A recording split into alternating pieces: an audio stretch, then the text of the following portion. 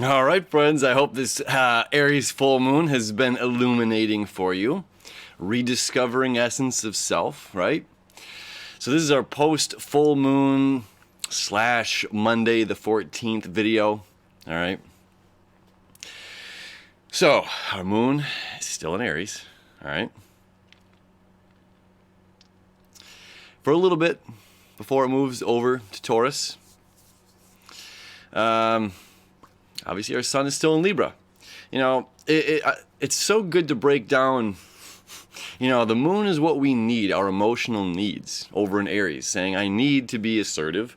I need to be myself. I need to know myself, know my limits. I need to have the energy, the inertia, the get up and get go. I can do this. You know, I can chop my own wood, start my own fire.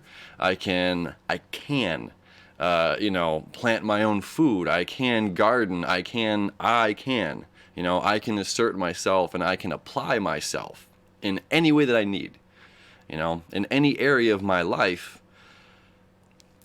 I have the energy to move forward in that direction for what I need for me to survive, right? So our moon is our emotional needs. So there's a lot of really forward momentum energy, right, with the moon in Aries, which is exciting, because do you remember, again, Virgo season, okay? It seems so long ago that we've had that stellium in Virgo, and now we've moved on to Libra, and Mercury and Venus are up there in Scorpio, moving ahead, and we're getting involved in the relationships of ourselves and others for the rest of the year, so the only thing hanging out is going to be keep going around is the moon, so for the next 6 months and a little bit longer for Mars there, we're focused on our relationships with others. So our moon is our emotional needs, right? What we need. So what is the sun? This is our medicine, okay? Very, very powerful to look at it that way. The sun is our medicine. Our medicine is our power, our strength, okay? It's what we choose to shine light on, all right? So our sun is shining the light in the sector of relationships, the sector of balance, balancing good and evil, balancing up and down, left and right, our own personal right and wrong, because there's a global right and wrong, then there's a religious right and wrong, depending on what your belief system is. And then it's, at the end of the day, it's personal. I'm a huge fan of self-empowerment and Egyptian, back to the old Egyptian, like commandments. It's I shall not kill, I shall not steal, I shall not bear false witness, because I want my heart to weigh lighter than the feather of Ma'at. So that's very powerful. It's me, it's my own will that's saying or doing or judging myself, or I want to free this karmic entanglements before I leave this planet here. So obviously we want to do good things for other people.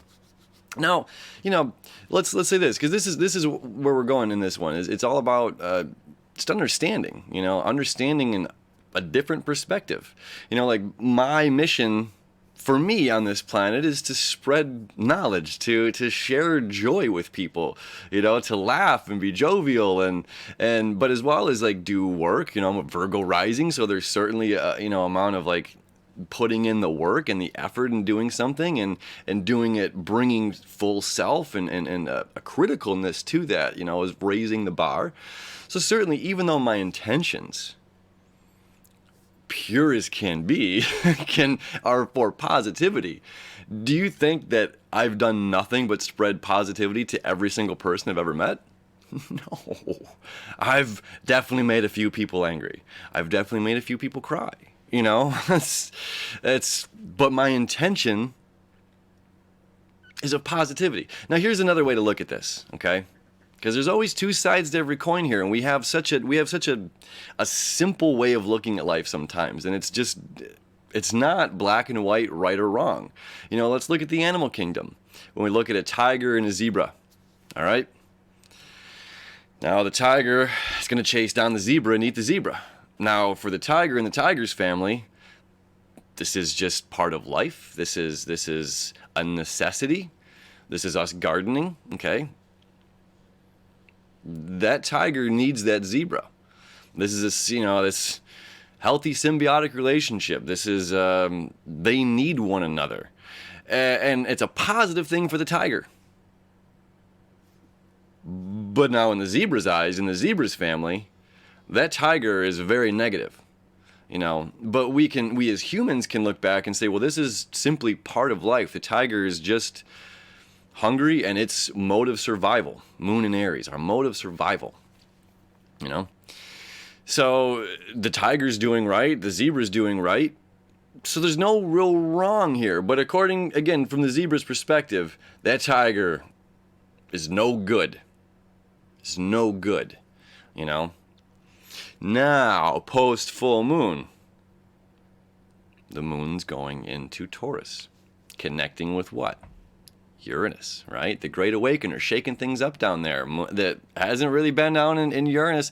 It dipped in for a little bit last year, for a couple months, from May 15th till November 5th last year, and then it went back in like May 6th, May 5th this year. March 5th, my sister's birthday. Love you, Renee.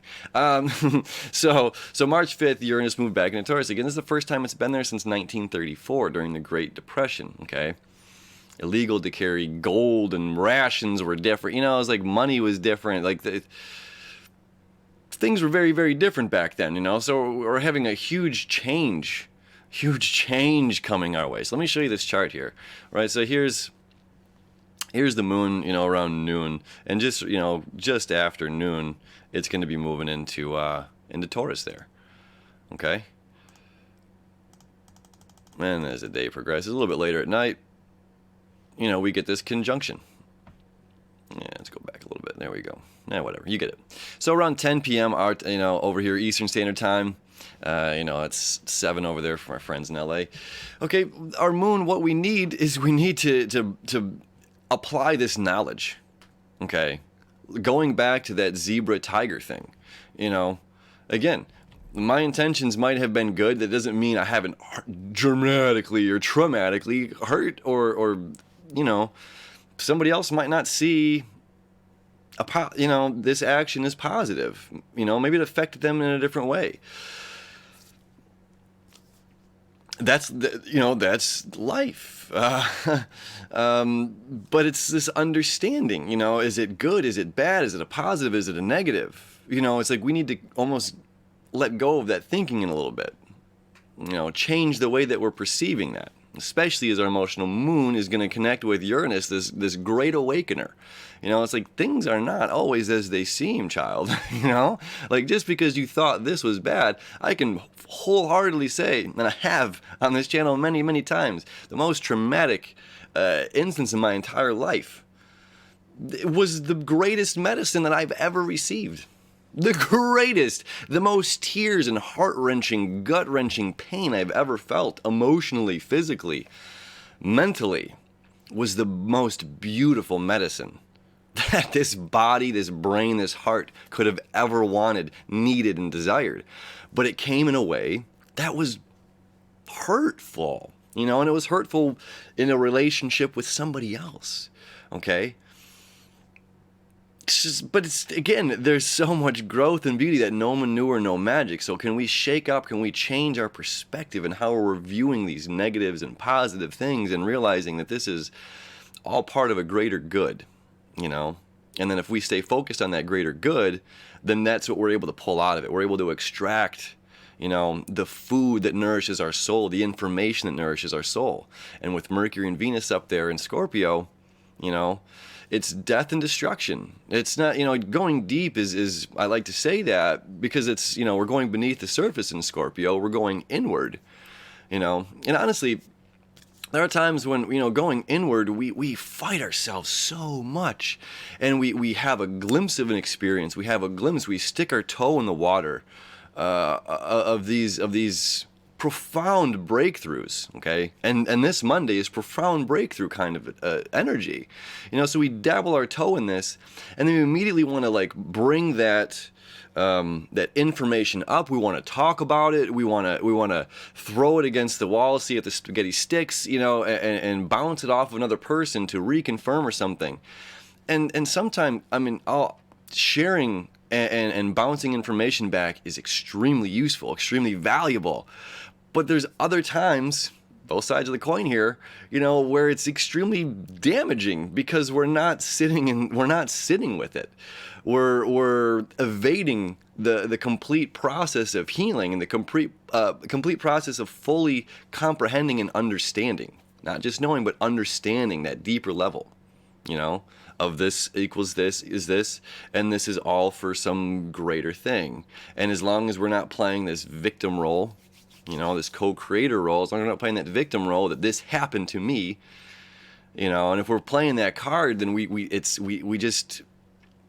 stump our own growth. We stunt our own growth. We stunt our own expansion from really fully living. And that's what this year is all about, is fully expanding, fully illuminating. That Aries full moon was very, very, very necessary. And to be driven, driven in what? In what we know. We have these, again, deeper desires. And right now, we're being challenged. Okay? Again, the Mercury and Venus and Scorpio, death and destruction and resurrection and rebirth. Rebirth of what? It can be rebirth of ideas, rebirth of concepts, rebirth of, like what I've been talking about, just reviewing. Mercury's gonna go retrograde here a little bit, and there's no better time to review than during a Mercury retrograde. Mercury does not like to be in Scorpio. It's like, I've got to go visit the underworld. It's like, I'll go down there if I need to. The old story of Persephone and Hades. But it's just like it wants to be quick and zip in and zip out and grab information and leave. And it's just like, I'm stuck here in the depths of hell, the depths of my personal hell, my own torment, my own, again, sex, money, power, Scorpio, these deep, dripping desires and passions. Okay, so it's like we're being enamored with this information, so it's like we have to sit with it. We can't evade this. Again, it's going to be there till December 9th. Mercury will be in Scorpio till December 9th. We have a long time to go for this energy, So it's exact today. Or excuse me, let me come back here for a second. Okay. It's right in between, this trine here is 16 degrees, the sextile is 14 degrees. We still have this beautiful kite. Okay, and this beautiful kite is pointing to the release, to Saturn, to restructuring, and of course the south node is there as well at 12 degrees. So this still is a conjunction. This still plays in with this whole, formation, all these aspects, and that south node is all about a great release. And Saturn says, let's make it real. Let's release and let's make it real. And further, again with this death and destruction and resurrection, Pluto, quintile over here to Chiron. In Aries, okay? So this again is about ourself and changing the way that we govern ourselves, okay? So it's a great day. I just want to come back for a second and just go back to the tiger and zebra. Can we revisit scenarios in our life that were terrible, that were hard? We just lost our zebra friend. And it's hard to say, well, that tiger really needed to eat. That tiger's family was very hungry. It can be very difficult to surrender to that. It's like, well, we don't want to just give ourselves up either. We don't want to just say, well, I'm a zebra and that tiger needs to eat, so I'm just going to go, I'm going to go to the tiger's den or the lion's den, whatever, That's not in our nature. So that kind of surrender is just it's not going to happen. We're not just going to, that kind of self-sacrifice, that's not where we're at in life. We're at the expansion of knowledge and our understanding, our deeper knowing, so we can know that relationship is absolutely necessary. And I mean, so sometimes the animal kingdom suffers. Sometimes the plant kingdom. Let me restate that. Sometimes the animal kingdom sacrifices. Sometimes the plant kingdom sacrifices. Sometimes the human kingdom sacrifices. Yeah? And it's just about aligning ourselves with a deeper understanding and knowing. And when we allow ourselves to do that and kind of surrender to the fact that like this is necessary for the growth and the greater good of me and my personal expansion, light switch clicks on. We allow ourselves to heal. Okay, so happy post full moon in Aries, moon moving into Taurus. Happy Monday, start of a beautiful, beautiful week. Okay, fully illuminated, and we're moving back again. The moon is going back into the signs of self. So we're being driven the next couple of weeks here, and still applying this knowledge of the relationships with others to self as we move through the next 2 weeks. All right. So have a happy Monday, as always. Thank you. I feel so honored, truly, to sit here and do this every day with you. It is such an honor. I'll see you tomorrow.